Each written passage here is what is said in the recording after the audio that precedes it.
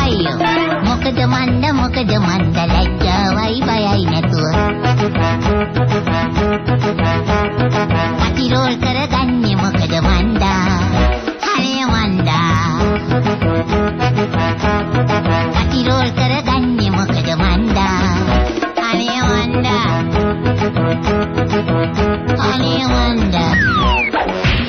හොඳයි ඉතින් කියපන් ඇයි එහෙම වුනේ මං කොහොමද දන්නේ අයියෝ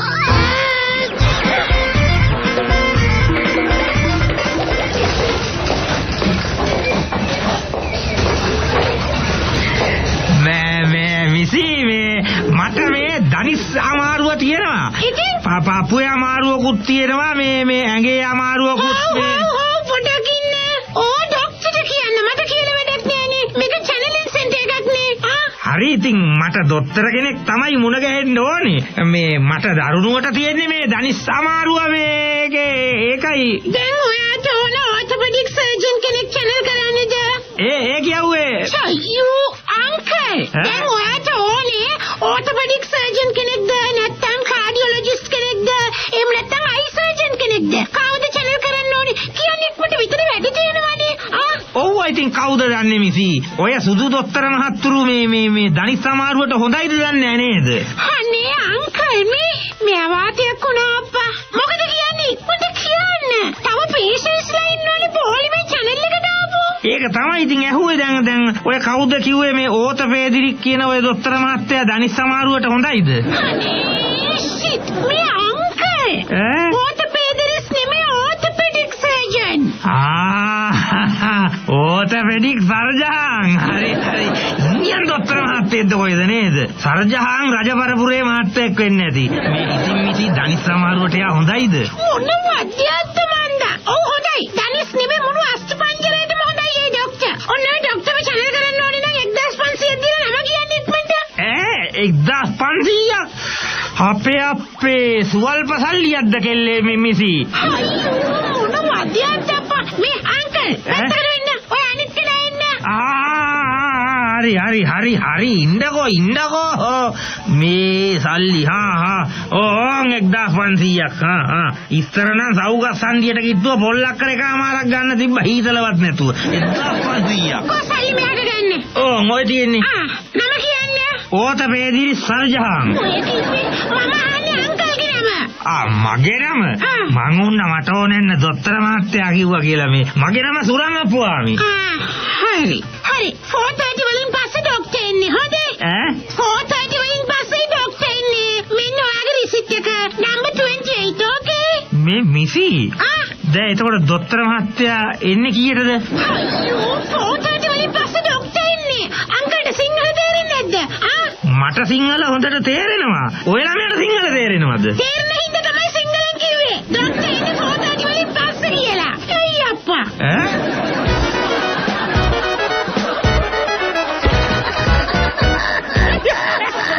අතිරෝල්.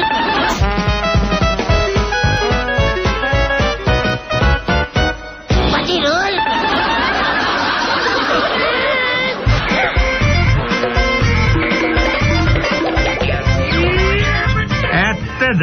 අනේ කාලේ වනේ වාසය කිව්වලු. අංකල් යන්න ගිහින් අරගෙන වාඩි වෙලා ඉන්න. මෙතන මට ඩිස්ටර්බ් කරන්න නැතුව යන්න අතනින් වාඩි වෙන්න ප්ලීස්. මම වාඩි වෙලා ඉන්නම්. මේ කිලගේ ගණකම.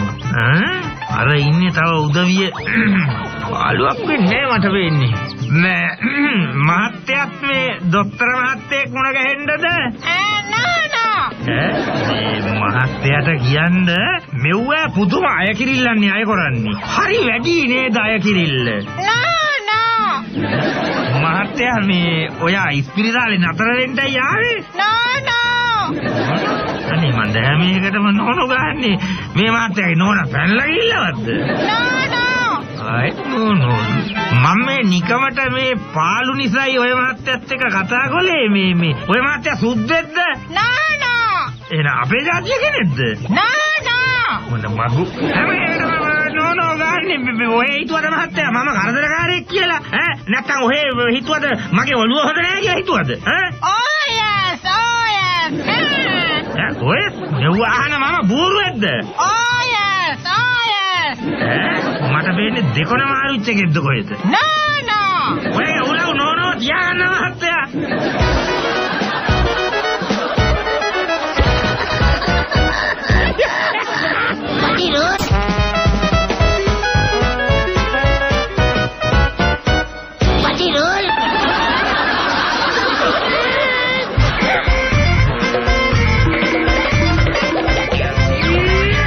මිනිස්සුත් එක්ක යමක් කතා කරන්න බෑනේ අදාලි. බලන්න ඕනේ ආංගර මහත්තයාටවත් කිට්ටු කොල්ලා. මහත්තයෝ මොකද? මේ මහත්තයා ඉස්පිරිතාලේට ආවේ බේත් ගන්න වෙන්නේ නැති. නෑ මේ කසාදයක් ගන්න ආවේ. ඇහුන්නේ? ඒකත් හොඳයි ඇහිච්ච නැති එක. නෑ කසාදයක් ගන්න ආවා කියන ටික නම් ඇහුණා. අනිත් ටික තමයි ඇහුන්නේ නැත්තේ. අනිත් ටික නෑ හිච්ච එක හොඳයි කියලා තමයි කිව්වේ. මේ ඉතින් මහත්තයෝ ඔය කසාද බඳින්න ගෑනු උදවිය හොයන්න ඉස්පිරිතාලයකට මොනේකට ආවද? ඉස්පිරිතාල වල තියෙන ලෙඩනේ. දැන් මෙහෙමනේ කසාද බඳිනවා කියන්නේ ඉතින් එක්තරා ලෙඩක් තමයි. මහානම් බොරු කියන්නේ ඕකටද මහත්තයෝ? නිවාය කියන දේ ලෙඩක් හැටියට දකින්නේ නැහැ. එහෙනම් මම ඒක දකින්නේ වසංගතයක් හැටියටයි. මොකද ඒක ඇදුනාම හත්මුතු පරම්පරාවම හැඳි ගෑවිලා උන් හිටින්න නැති වෙලා දූවිලි වෙලානේ නතර වෙන්නේ. මට වෙන්නේ මේ ලොකුන් නැහැ ඒ කාලේ මේ හොඳ තැනකින් කටයුත්තක් කරගෙන තියනවා වගේ නේද? ඒක නේද ඔහම කියන්නේ? ඒක දැනගින් නෙවෙයි මහත්තයෝ. 3-4 දැනකින්ම කටයුතු කරගත්තා. දැන් මේ අවසාන කටයුතු වලටත් ලං වෙලා ඉන්නේ. මේ ඇවුන්නේ දැන් මොකෝ මේ ප්‍රයිවට් හොස්පිටල් එකට ආවේ? මගේ මේ ධන හිස් පොල් කටු දෙකේ නිකන් ටකුටු ටකොස් ගාන ගතියක් තියෙනවනේ ඇවිදිනකොට. ඒකනම් ඇරිලා ඒ 23 වතාවක් විතර මෙහෙ බඩ ගන්නකොට ධනිස් පොල් කටු ටික ගෙවිලාම. මොකද ගෙවිලා වැඩි වුණාම සද්ද අඩු වෙනවනේ. එහෙමද?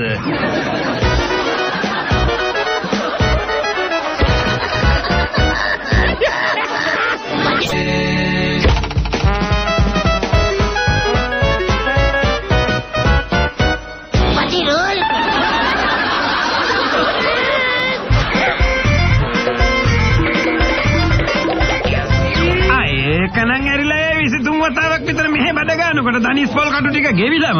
මොකද ගෙවිලා වැඩි වුණාම සද්ද අඩු වෙනවනේ. එහෙමද?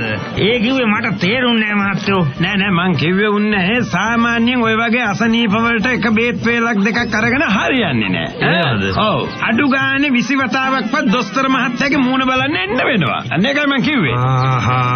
ඒකත් එහෙමයි නේද? ඔව්. ඒ කකුල් ගාටන ගෑටිල්ලට ධනිස් වල ඉතුරු වෙලා තියෙන මැරබෝන් ටිකක් ගෙවිලා ගිහිල්ලා සද්ද බද්ද මුකුත් නැතුව යනවා. තේරුණාද? අම්මා මල්ල. ඔව්. බලාපුවාම ඒකත් හොඳ ප්‍රතිකාර ක්‍රමයක් තමයි නේද? හැබැයි මහත්තයෝ මම මේ අහන්නේ අදාළ නැති ප්‍රශ්නයක්ද වන්දා? මොකද මේ දැන් ඉන්න මිනිස්සුන්ට මේ තරම් මේ ලෙඩ? නේද මෙහෙමනේ දැන් ඉන්න මිනිස්සුන්ට අමුතුවෙන් කියලා හැදෙන්න ලෙඩක් නෑ. සේරම ලෙඩ ටික කොයි වෙලේත් හැදිලා තියෙන්නේ. ඒ ලෙඩ අතරින් හොනින් ඉන්න මොහොත හොයාගන්න තමයි ඔය දඟලන්නේ. තේරුණාද? හරි. ඒ කියන්නේ අපි කොයි වෙලෙත් මොකක් හරි ලෙඩකින් පෙලි තමයි ඉන්නේ. අන්න හරි. ඒ අතරින් හොඳින් ඉන්න වෙලාව තමයි මේ හොයන්නේ. දැන් ඉතින් මහත්තයෝ අපි හොඳින් ඉන්න වෙලාවක් ඇස්ලෙම නෑනේ. ඒක තමයි කියන්නේ. දැන් ඉස්සර මිනිස්සු හැම වෙලේම නිරෝගීව හොඳින් හිටියා. ඉඳලා තමයි ලෙඩක්. දැන් ඉන්න මිනිසුන්ට හැමදාම ලෙඩනේ. ඉඳලා කලාතුරකින් තමයි හොඳින් ඉන්නේ. ඒ මොහොතක් හොඳින් ඉන්න නෑනේ. අන්න ඒකනේ. ඇයි කියන්නේ? ඉතින් ඒ හොඳින් ඉන්න මොහොතේදී කල්පනා කරන්නේ අර ලෙඩ හොඳ කරගන්නේ කොහොමද කියලානේ. ඉතින් හිතලම මොලේ ලෙඩ වෙනවා. තේරුණාද? අම්මා වල්ල.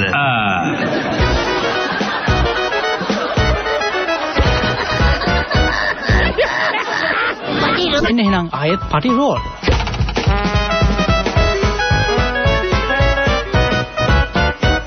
පටි රෝල්.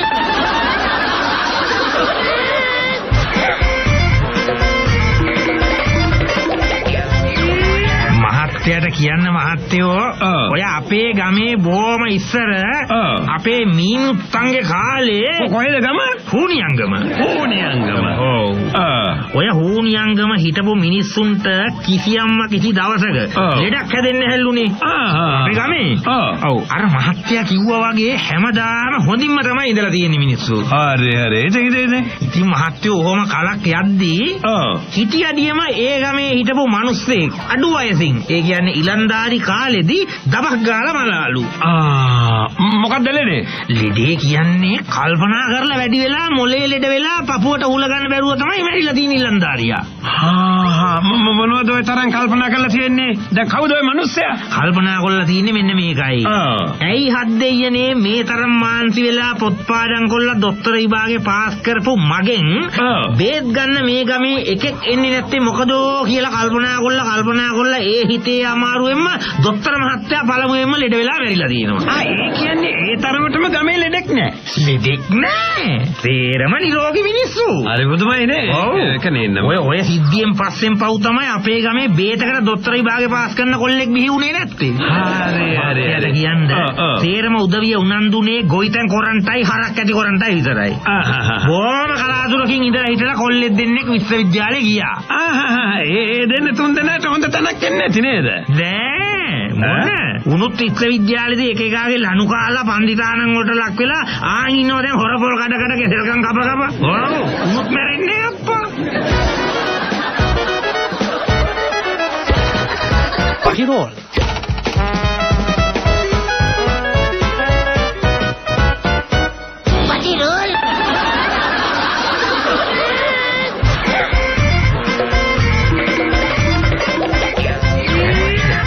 වෙලාවක් වුණා තාම නෑනේ මේ මිසිලා මට කතා කරලි යන්න ඕනේ බලන්න. මිසි මොකද? මිසි බලන්නකෝ දැන් 4:00 පහුවෙලා පහස් පහුවෙලා දැන් 6ටත් ළඟයිනේ. ඉතින් කෝ තාම අර ඕතපේදිරි සර්ජහාන් කියන මහත්තයා ආවේ නැත? මේ ડોක්ටර් එනවද නැද්ද කියලා කියන්න මම දන්නේ නෑ. එනකන් ඉන්න මගෙන් අහන්න බල කරදරේ. මිසිගෙන් අහන්න නැතුව කායෙන් අහන්නද? දැන් මිසි අතටනේ මම 1500ක් දුන්නේ. මේක අහන්න. මම ඉන්නේ සල්ලි අරන් රිසිට් එක ගන්න විතරයි. හරිද? ડોක්ටර් ඉන්න නෝයිනක යාගේ වැඩක්. ඔර්චෙන්නාද? ඒක මාර කතන්දරයක් නේ. මොකද මාර කතන්දරේ? ඇයි හත් දෙයියනේ මේක මහ ලොකුවට තෙලවක් අතර හොස්පිටල්ද මොකක්ද එකක් කියලා බෝට් අඩිය ගහලා අහවල් දොස්තරලා මුණ ගැහෙන්න පුළුවන් කියලා දැන්නීම් ගහලා අතන අර මොකද්ද ECG PCG SSG LMG BTT ඒවත් ගන්නවා කියලා ගහලා තියෙනවා. දැන් කියනවා දොස්තර එන නොයන එක අපි දන්නේ නැල්ලු. දැන් අපිද එතකොට දන්නේ? ඒව මන් දන්නේ. ડોක්ටර් ආවේ නැත්තම් අපි වගේ කියන්නේ බැඳිලා නෑ. එච්චරයි. That's all. හරියන්නේ නෝනේ. අපි මේ සිංහල හාලේ බස් කාපු කොල්ලෝ එදාවල ලෙඩාට වැදගත් වෙන්නේ දොස්තර වගේම දොස්තරට වැදගත් වෙන්නේ ලෙඩෙක් මිසක් හොඳ මිනිස්සු නෙවෙයිනේ. නිකන් කල්පනා කරලා බලන්න. හොඳ මිනිහෙක්ගෙන් 7-5ක වැඩක් තියෙනවා දොස්තර මහත්තයෙකුට. ලෙඩාගෙන් මිසක් ඉතින් ලෙඩාට සලකන්න දැනගන්න එපයි. අපි දොස්තර මහත්තුන්ට සලකනවා වගේ දොස්තර මහත්තුරු ලෙඩාට සලකන්න එපයි. දැන් මෙහෙම රස්තියාදු කරලා හරියනවද කියලා කල්පනා කරන්නකෝ. අනේ මහ වාතයක්. පොඩකින් ඔන්න ඔය අංකල්ගේ සල්ලි යන්න මෙතන පවුනදී යන්න ඉතින් මෙතන. මිනිත් 1500. ඒව හරියන්නේ නේ.